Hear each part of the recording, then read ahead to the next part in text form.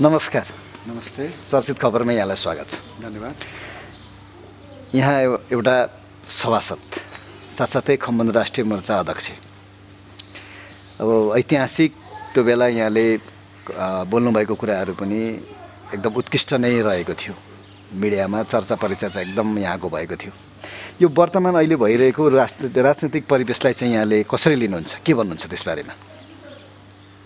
यहाँले जुन प्रश्न राख्नुभयो यो अहिलेको अत्यन्तै अहम प्रश्न हो। यो हजुर, यो जनताको सामु उठेको यक्ष प्रश्न पनि हो। यो किनभने देश कोभिड-19 को महामारीले आक्रान्त भएको छ। अक्सिजन नपाएर जनताहरू छटपटिएर मरिरहेको अवस्था छ। दिनदिनै मृतकको ग्राफ उकालो लागिरहेको छ। तर अहिलेको जुन राजनीतिक दलहरू छन्, जो संसदमा राष्ट्रिय पार्टी भएर आइपुगेका छन्, उनीहरू सिनो लुस्ने गिद्ध जस्तै राज्य सत्ता लुस्नमा मस्त देखेका छन्। र जनताले अहिले यो देशमा सरकार छ कि छैन भन्ने कुरो नै के छ भने महसुस गर्न पाइरहेका छैनन्। त्यसकारण अहिले भनेको के छ भने हेर्नुहोस्, हिजो हामीले जतिखेर पहिचानको सवाल उठायौँ, यो देशको राष्ट्र र राष्ट्रियताको कुरो उठायौँ हामीले, र यो देशको राष्ट्र र राष्ट्रियता भन्ने कुरो यो देशको मूलवासीहरूलाई, आदिवासीहरूलाई र यो देशको माटोसँग जोडिएको जातिहरूलाई मात्रै बढी चिन्ता हुन्छ भनेर जुन भनेका थियौँ, र यो देशको माटोसँग जोडिएको जातिहरूले मात्रै यो देशको जनताको मरमर भावना बुझ्छ हामीले भनेको थियौँ। तर त्यतिखेर हामीलाई हाम्रै मान्छेले पत्याएन र तिनै काङ्ग्रेस, माओवादी, एमाले लगायतका दललाई भोट दिएर चाहिँ त्यहाँ माथि पठाए र त्यसको अहिले नाङ्गो रूप देखिराखिएको छ। र त्यतिखेर हामीले जुन भन्यौँ, यिनीहरूलाई यो देशको जनताको पनि माया छैन, यो देशको भूमिको माटोको पनि माया छैन, यिनीहरूलाई सत्ता भए पुग्छ भनेको थियौँ। त्यो कुरो अहिले वास्तवमा प्रष्ट भएर आएको छ र अत्यन्तै दुःखद कुरा हो। र जनतालाई अक्सिजनको व्यवस्था, जनतालाई चाहिँ कोभिडबाट बचाउनको लागि हस्पिटलको व्यवस्थादेखि लिएर न्यूनतम आधारभूत कुरोहरूमा पनि अहिलेको यो सरकार अलिकति पनि संवेदनशील भएको देखेका छैनौँ। यो अत्यन्तै खेदजनक कुरा हो र यो कुरो आउँदो दिनमा समग्र नेपाली जनताले बुझ्न आवश्यक छ। र आउँदो दिनमा एमाले, काङ्ग्रेस, माओवादी भनेर अब पछाडि कुद्ने कि नकुद्ने भन्ने कुरो अहिले चाहिँ जनताले विशिष्ट ढङ्गले बुझ्नु भएको छ भन्ने लाग्छ मलाई। र सँगसँगै एमाले, काङ्ग्रेस, माओवादीका पछाडिका कार्यकर्ता भएर, सपोर्टर भएर हिँड्ने जनताले पनि यो कुरो राम्ररी बुझ्नु भएको छ भन्ने लाग्छ मलाई। वास्तवमा जुन यहाँले कुरो उठाउनु भयो, यो कोभिड-19 अहिले जुन प्रकारले अत्यन्तै चाहिँ भनौँ सेभियर तरिकाले अगाडि बढिरहेछ, अब दिनदिनै हेर्दाखेरि अब केही दिन पछाडि जहीँ तहीँ लासै लास होला जस्तो देखिन्छ। जुन आजदेखि ठाउँ ठाउँमा अक्सिजन छैन, टेकुमा टेस्ट गर्ने किट छैन, प्रदेशमा भएको हस्पिटलहरूमा अब बिरामी लिन सक्ने अवस्था छैन भन्दैछ। दिनदिनै चाहिँ भनौँ 50% भन्दा माथि जुन चेक गरेको बिरामी देखिएको छ। अझै यसलाई चेक गर्ने हो भने करिब 90% जनतालाई नै पो कोभिड छ कि भन्ने पनि देखिएको छ। र यसलाई अब हामीले उपचार गर्न नसक्ने हो भने यो देश के हुन्छ भन्ने कुरो परिकल्पना गर्न सकिँदैन। र अहिलेको अवस्था यो हो। र अब पछिल्लो चरणमा हामीले खम्बन्द राष्ट्रिय मोर्चा नेपाल पार्टी सँगसँगै हाम्रो पहिचानमा आधारित सङ्घीय गठबन्धन जुन छ हाम्रो, हामीले के भनेका छौँ भने यतिखेर सत्ता भन्ने कुरोलाई गौण राखौँ, यतिखेर विभिन्न पार्टी भन्ने कुरोलाई पनि तल राखौँ, र सम्पूर्ण जति पनि निर्वाचन आयोगमा दर्ता भएको दलहरू छन्, विभिन्न सामाजिक संस्थाहरू छन्, नागरिक समाजहरू छन्, तपाईँ हामी एक ठाउँमा उभियौँ र यो कोरोनाको विरुद्ध हामी एक भएर लडौँ। अहिले जसले जहाँबाट जे गर्न सकिन्छ, अहिले अक्सिजनहरूको व्यवस्था कसरी गर्न सकिन्छ, जनतासँग भएको जति पनि घरमा भएको धन, खातामा भएको धनलाई अहिले जम्मा गरौँ राष्ट्रलाई ऋणको रूपमा। अक्सिजनको चाहिँ हामी तुरुन्तै फ्याक्ट्रीहरू निर्माण गरौँ र ठाउँ ठाउँमा हामीले चाहिँ 1000, 2000, 4000 लाखौँ लाख चाहिँ बिरामी अट्ने हामीले हस्पिटलहरू, अस्थायी हस्पिटल निर्माण गरौँ। र यसो गरेर गएको खण्डमा हामी यो कोरोनासँग लड्न सक्छौँ। र यो चेतना अहिले सत्ता समातेर बसेको केपी ओलीहरू, प्रमुख प्रतिपक्षी दलको नेता शेरबहादुर देउवाहरू, त्यसै गरी प्रचण्डहरूको दिमागमा पनि घुसोस् भन्ने चाहिँ अहिले म आह्वान गर्न चाहन्छु। अब यहाँले कोरोना नियन्त्रणको विषयमा, उपचारको विषयमा यहाँले जुन कुरा भन्नुभयो त्यो त छँदैछ। अब कतिपय अब नेपाली जनताहरू गाँसमा पनि समस्या आइरहेको छ। निश्चित रूपमा आउँछ। अब कतिलाई बिहान काम गरेर बेलुका खानुपर्ने अवस्था थियो होला। अब लगभग 15 दिन कटेर 16-17 दिनमा आज निषेधाज्ञा जारी भइरहेको छ। अझै पनि छ बाँकी रहेको 14-15 दिन। यस विषयमा त्यो गाँसको विषयमा चाहिँ कसरी चाहिँ अब जोड्न सकिन्छ त्यो कुराहरूलाई, त्यो समाधानलाई हटाउन सकिन्छ? अब यो कुरो चाहिँ के बुझ्नु पर्यो भने राज्य भनेको अभिभावक हो, राज्य भनेको नागरिकको सुरक्षा कवच हो। र हिजो लेटोहरूले त के भन्थे भने राज्य बिना कुनै पनि मानिस बाँच्नै सक्दैन भन्ने प्रकारको दिएको हामीले पाउँछौँ प्राचीन राजनीतिक इतिहासमा हो। अहिले पनि हेर्दाखेरि के हुन्छ भने राज्य भनेको जहिले पनि चाहिँ के छ भने नागरिकको हरेक पाटोबाट संरक्षण गर्ने चाहिँ एउटा संस्था हो, अभिभावक संस्था हो। र अरू बेला नागरिकले सानोभन्दा सानो कमाइ गरिरहेको बेला पनि उसले कर तिरेको हुन्छ राज्यलाई, विभिन्न चाहिँ भनौँ शीर्षकमा। त्यो कर तिर्नु भनेको यस्तै विभिन्न प्रकारको प्राकृतिक प्रकोप भएको बेला, नागरिकलाई इन्डिभिजुअल अप्ठ्यारो परेको बेला र सामूहिक अप्ठ्यारो परेको बेला चाहिँ उसले एउटा अभिभावकत्वको निर्वाह गरोस् भन्ने तपाईँले तिरेको हो। र अहिले जुन यो कोभिडले कोरोनाले जुन प्रकारको आक्रान्त पारेको छ, अब रोजगार छैन, दिनै पछि कमाएर खाने चाहिँ जति पनि मजदुर थिए उनीहरू अब भोकै पर्छन्। आज 16-17 दिन भयो र आउँदो दिनमा अझै यो महिनौँ दिन जाला, वर्षौँ दिन जाला, 2 वर्ष जाला। त्यतिखेर के हुन्छ भने भएका सम्पूर्ण खानेकुरा सकिएला र त्यतिखेर राज्यले के छ भने यसको दायित्व जिम्मा लिने हो। र राज्यले अहिले के छ भने अब तुरुन्तै क्याटेगोराइज गरेर दैनिक ज्यालादारी मजदुरहरू सँगसँगै गाउँ घर सहर हरेक ठाउँमा अब अभाव हुँदै गएको छ। तीहरूलाई चाहिँ अब स्थानीय निकायदेखि लिएर प्रदेश केन्द्र सम्पूर्ण ठाउँमा चाहिँ एउटा चाहिँ संयन्त्र बनाएर उनीहरूलाई अब कसरी चाहिँ भनौँ कमसेकम भोकबाट बचाउन सकिन्छ, यो तुरुन्तै एउटा चाहिँ संयन्त्र खडा गरेर अगाडि आउनुपर्छ। यसो नगरेको खण्डमा राज्य छ भन्ने कुरो जनताले कसरी महसुस गर्ने? अहिले 16-17 दिन भयो, कुनै पनि प्रकारको चाहिँ के छ भनेदेखि संयन्त्र खडा गरेको सुनेको छैनौँ हामीले। यो राज्यको अत्यन्तै गैर जिम्मेवारपन हो। योभन्दा अगाडि पनि जुन हामीले 1 वर्ष भोग्यौँ त्यतिखेर सामान्य वडामा केही न केही पहिचान हुँदै थियो, तर कोरोना सकियो, फेरि अब राज्यले हारहार्ती खोलिदियो। जनताहरू चाहिँ अब छेपारोको बच्चा जस्तो आफ्नै तवरले चाहिँ बाँच्नुपर्ने, माउको कुनै पनि प्रकारको भूमिका नहुने प्रकारमा त्यतिखेर आए र अहिले पनि करिब करिब त्यस्तै होला भन्ने मैले देखिराखेको छु। र कुनै हालतमा यो चाहिँ राज्यले त्यसो गर्नुहुन्न, संयन्त्र बनाएर आउनुपर्छ। र हरेक नागरिकको घाँस उसको चाहिँ मौलिक अधिकार हो। घाँस, बाँस र कपास मौलिक अधिकार हो। हाम्रो संविधानमा पनि त्यो कुरो व्यवस्था गरेका छौँ। त्यसो भएर कुनै पनि नागरिक भोकले मर्नुहुन्न, यसको जिम्मा राज्यले लिने हो, राज्य भन्ने संस्थाले लिने हो। त्यसको लागि के छ भने चाँडै नै केही राज्यले व्यवस्था गर्ला, गरेन भने पनि तपाईँहरू जस्तो मिडियाकर्मीले, नागरिक समाजले, त्यसरी सत्ताभन्दा बाहिर रहेका हामी जस्तो राजनीतिक पार्टीहरूले यो कुरो गम्भीरताका साथ उठाएर राज्यलाई बाध्य बनाएर पनि राज्यको ढुकुटीबाट भएको सम्पत्ति निकालेर कहाँबाट हुन्छ व्यवस्था गरेर सबैलाई कमसेकम पनि बाँच्नसम्मको लागि घाँसको व्यवस्था गर्नुपर्छ। र यो चाहिँ के छ भने राज्यप्रति म गम्भीर ढङ्गले कुरो उठाउन चाहन्छु। यहाँले विशिष्ट कुरो उठाउनु भयो, यसै गरी कुरोहरू चाहिँ विभिन्न सञ्चार मिडियाहरू उठ्दै जाओस् भन्ने चाहन्छु म। अब अलिकति कुरा यहाँको म राजनीतिक पार्टीतिर म लाग्छु। जस्तो यहाँ अब एउटा सशक्त पहिचानवादी एउटा नेता, संविधान सभाको दोस्रो एउटा निर्वाचनपछि संविधान बनाउने प्रक्रियामा यहाँले सशक्त आफूलाई चाहिँ प्रस्तुत गर्नुभएको थियो, तर त्यसपछिका दिनहरूमा त्यस्तो खासै देखिरहेको छैन, अथवा हामीले त्यसमा हाम्रो आँखा नपुगेको पनि हुनसक्छ। त्यस विषयमा यहाँहरूको फेरि पहिचानवादीहरूको घटक थियो, अहिले के गरिरहेको छ?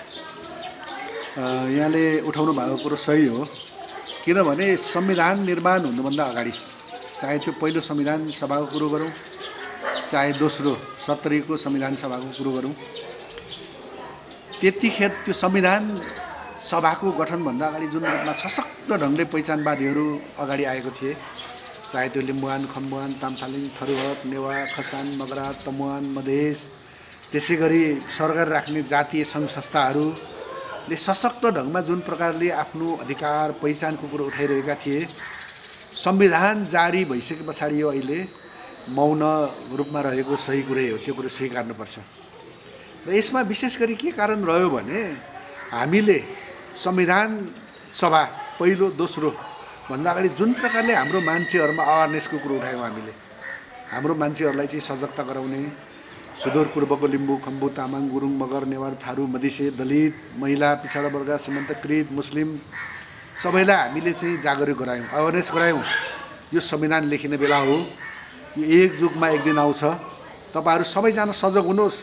सानो सानो झुन्डमा भयो भने तपाईँहरूले आफ्नो आवाज उठाउनुहोस्, किनभने संविधानमा आफ्नो अधिकार पहिचान लेखाउन सकियो भने भोलि संविधानले तपाईँलाई चिन्छ। संविधानले चिन्नु भनेको तपाईँको सम्पूर्ण अधिकार प्राप्ति हुनु हो, तपाईँको राजनीतिक अधिकार प्राप्ति हुनु हो। राजनीतिक अधिकार प्राप्त भइसकेपछि तपाईँको भाषा, लिपि, धर्म, संस्कार, संस्कृति, तपाईँको सांस्कृतिक थलोहरू, थलोहरू सम्पूर्ण कुरो चाहिँ के छ भने संरक्षण सम्वर्धन हुन्छ भनेर हामीले कुरो उठाएका थियौँ। तर पहिलो संविधान सभामा त केही न केही मत झरेकै हो तत्कालीन नेकपा माओवादीको नामबाट। तर दोस्रो संविधान सभामा के रह्यो भने हामीलाई हाम्रै मान्छेले मत दिएनन्, माओवादीको पनि एक तिहाई पनि आएन। सँगसँगै संविधान सभामा पुगेको हामी खम्बुवान, थरुहट, नेवा जम्मा हामी 3टा पार्टी पुगेको थियौँ। हाम्रो एक सिट थियो, थरुहट तराई पार्टीको जम्मा 2 सिट थियो। र माओवादी पहिचानवादी भन्थ्यौँ हामी त्यतिखेर, अहिले त धराशायी भयो। लगायतको हुँदाखेरि पनि हाम्रो एक तिहाई पनि मत पुगेन। नपुगेपछि हामीले सशक्त ढङ्गले बाहिरभित्र मिलाएर 30 दल बनाएर लड्यौँ। हामीले कमसेकम माओवादी, तत्कालीन काङ्ग्रेस र एमाले जुन प्रकारको चाहिँ 8 बुँदे सहमति गरेर भनौँ 47कै संविधान बेउताउने कुरो गरेका थिए, त्यसलाई केही न केही तल झारेर हामी सङ्घीय लोकतान्त्रिक गणतन्त्र, धर्मनिरपेक्षता, समानुपातिक समावेशी भन्ने त्यसको प्रियम्बलमा लेखेको संविधान जारी गराउन हामी सफल भयौँ प्रस्तावनामा। त्यो पनि एउटा अग्रगामी काम थियो भन्ने लाग्छ हामीलाई, त्यो सही पनि हो। र संविधान जारी हुनुभन्दा अगाडि हामीले जुन प्रकारले हाम्रै मान्छेले इग्नोर गरे, पहिचानको कुरो नस्वीकार्ने एमालेलाई बहुमत दिए, काङ्ग्रेसलाई बहुमत दिए, जो हिन्दू राष्ट्रको रूपमा अहिले चाहिन्छ भन्दै स्वीकार्दैनौ, यो गुन्द्रुक हो, माकफ हो भन्छ हो भने हाम्रो जनताले उनीहरूलाई नै चाहिँ ठुलो बहुमत दिएर पठाइसकेपछि संविधानमा उनीहरूले त्यो प्रकारको संविधानमा हामीले के लेखाउन सकेनौँ। र संविधान जारी भइसके पछाडि पनि हामीले के भनेका थियौँ भने संविधान जारी भइसके पछाडि अब यो सङ्घीयता कार्यान्वयन गर्ने महत्त्वपूर्ण बेला हो।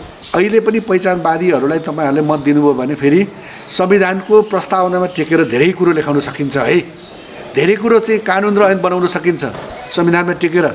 कानुन र ऐन बनाउँदाखेरि हाम्रो धेरै कुरो हुन्छ भनेका थियौँ, तर त्यतिखेर त झन् साह्रो हामीलाई उसले बाहिरै फालिदियो। हाम्रै मान्छेले जो चाहिँ भनौँ जातीय सांस्कृतिक संस्थाको नामबाट उनीहरू पहिचानको कुरा गर्छन्, चाहे किराँत र यायोखा होस्, याक्थुम चुम्लुङ होस्, तम्बु छोजदी होस्, शेर्पासङ होस्, मगरसङ होस्, उनीहरू चाहिँ आफ्नो चाहिँ पहिचानको कुरो गर्छन्। तर उनीहरूले के छ भनेदेखि उनीहरूले पनि के गर्छ, माओवादीलाई पनि पर फालेर काङ्ग्रेस एमालेलाई उनीहरू सपोर्ट गर्छन्। किराँत र यायोखाकै चाहिँ अध्यक्षकै कुरो गरौँ, उहाँ भनेको पनि एमालेको चाहिँ झोला बोकेर हिँड्नुहुन्छ, याक्थुम चुम्लुङको एमालेको झोला बोकेर हिँड्नुहुन्छ। र उहाँहरूबाट के छ भने सबभन्दा बढी कुठाराघात भएर एमाले काङ्ग्रेस जस्ताहरूले जितिसके पछाडि उनीहरूले अहिले संविधान को ऐन कानुन बनाउँदाखेरि पहिचानको कुरो सबै मासे। अहिले तामाङले गोरु खायो भनेर जेलमा धेरै थुनेका छन् होइन, जसले नेपाल बन्नुभन्दा अगाडि गोरु खाएर आएको थिए, किनभने उनीहरूको बहुमत भएको उनीहरूले कानुन त्यस्तै बनाए।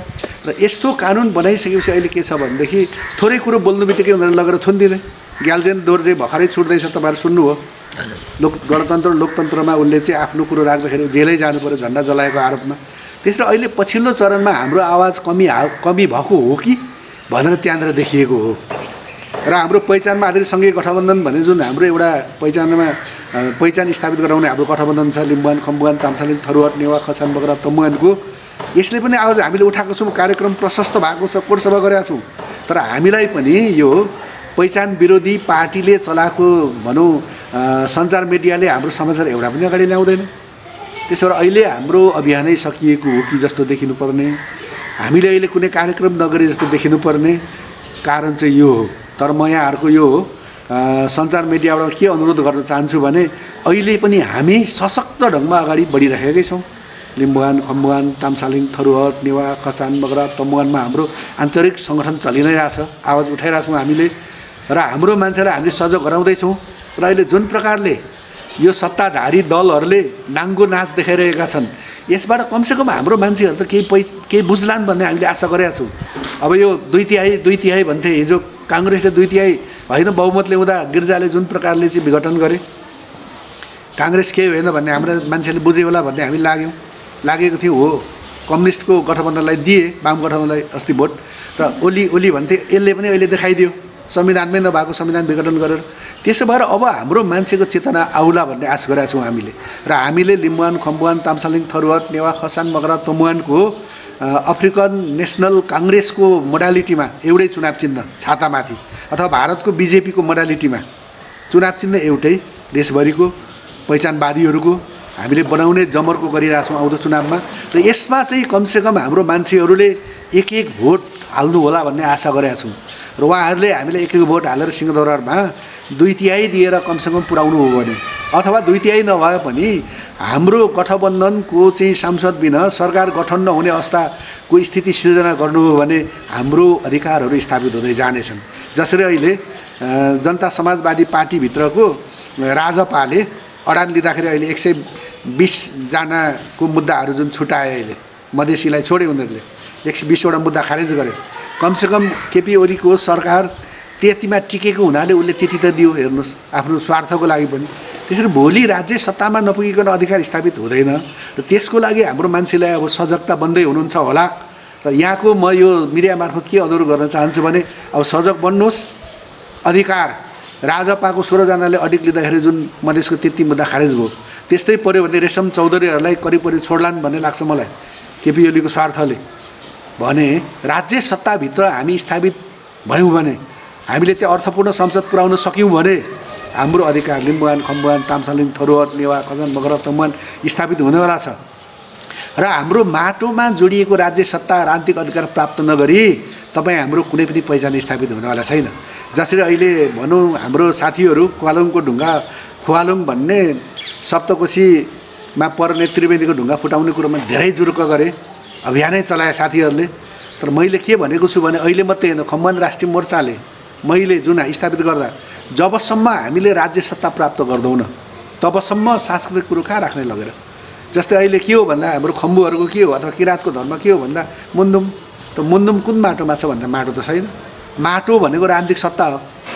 जस्तै अब मुस्लिमको काशी, मुस्लिमको मक्का मदिना, हिन्दूहरूको काशी गया, त्यसै गरी क्रिस्चियनको जेरुसलेम, बुद्धिस्टको लुम्बिनी भने जस्तै मुन्दुमको कहाँ हो त ठाउँ?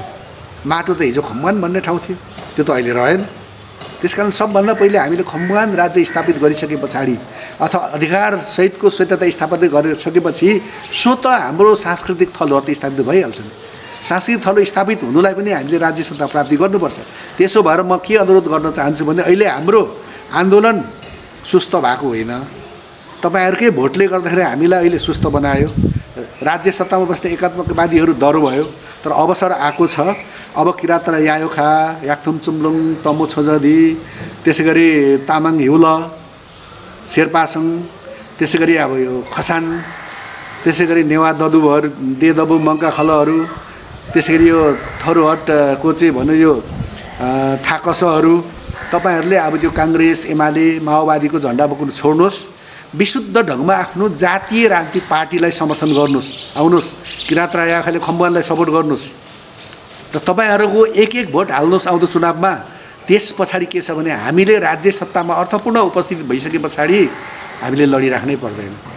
हामीले हाम्रो सम्पूर्ण पहिचान स्थापित गराइहाल्छौँ। हामी यो हाम्रो मुद्दामाथि पुगिहाल्छ।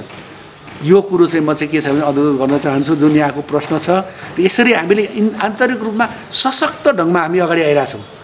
र तपाईँहरू जस्तै मिडियाकर्मीले यो कुरो अगाडि लगिदिनुहोस्। हामी पटक्कै पनि हामी अहिले निधाएको होइन, हामी अहिले चाहिँ भनौँ ओइलाएको होइन, हामी चाहिँ भनौँ निश्चित भएको होइन, तर हामी अझै व्यवस्थित ढङ्गले हिजो हाम्रो कमजोरी कहाँ भयो, गल्ती कहाँ भयो, त्यो कुरोलाई सच्याउँदै ती गल्ती कमजोरीबाटै हामीले अहिले के छ भने ठिक ढङ्गले सच्याउँदै हामी अगाडि आइरहेका छौँ।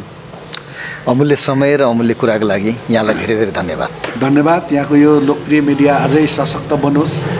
यहाँले जुन मलाई आफ्नो कुरो राख्ने समय दिनुभयो, यहाँको लागि यहाँलाई धन्यवाद दिन चाहन्छु। र यहाँको मिडिया अझै फलोस् फुलोस्। धन्यवाद। जय खम्बुवान, जय पहिचान।